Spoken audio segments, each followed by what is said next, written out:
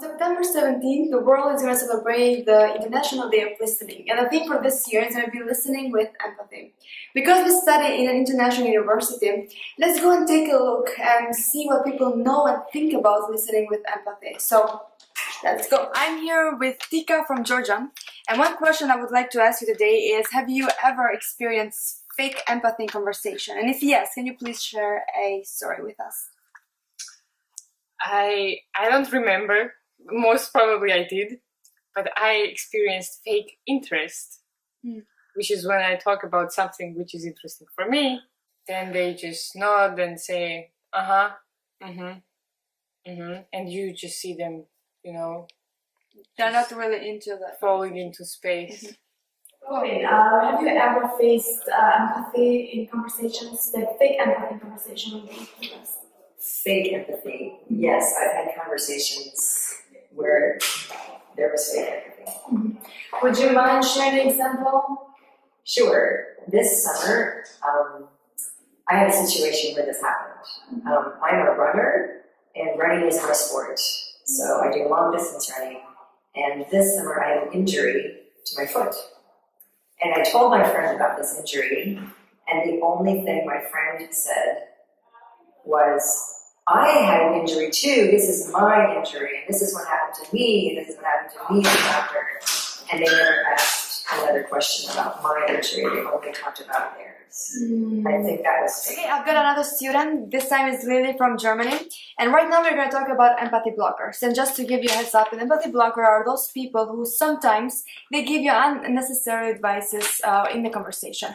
So I'm curious to know, Lily, have you ever experienced this in your life?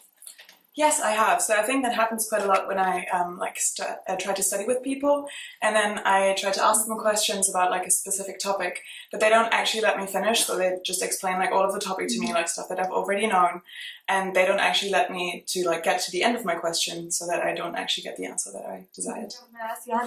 Have you ever experienced fake empathy in conversations? I would say sometimes in conversations when it seems like people either want to wait for you to finish so that they can say something that might seem like they're not really listening, but just they want to share their own story or get their own words in. And then another example would be when someone wants to one-up your story. So if you share something hard or something challenging, but then they tell you something even more hard or more challenging. So both of those have happened to me before and do seem like false empathy. And now we will show you examples of conversations with empathy blockers. So, what are we talking about lately? Yes, I was telling you this story for the 5th time already, but I've been so overwhelmed lately. Just a second. Yeah, wait, I'll text you later. Yeah. I'm sorry, are you listening? Yes, sorry. Yeah, so I've been so overwhelmed with the job I have now, and it's like working from early in the morning until late at night, and it gets me. Like, I don't know. I totally get you. So I have these jobs, and I have 3 jobs right now. Just imagine. Yesterday, I was I literally had no time. So literally, look at this. It's my manager's message to me. But I'm sorry, but I was talking about my experience. I relate. No worries about that. Yeah, and now we will show you an example of listening with empathy. So what the story will tell me? So lately I've been so overwhelmed with the job I have, and I thank you so much. And I just believe I don't have anyone to talk to about this because I've been feeling so stressed and I really don't know what to do at this point because I feel like I'm not sleeping enough and I'm sleep deprived and just... Is there anything I can help with? Maybe you really, if that job makes you so tired, maybe I can find you another opportunities to work because I'm working in a good company maybe. Really? Yeah, I can talk to my manager if you need to.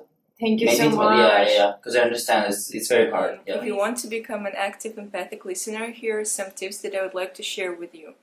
First of all, when a person is talking to you about his issue or problem, make sure to create a safe space to talk about his issues because it's very important for a person to feel comfortable about sharing his feelings.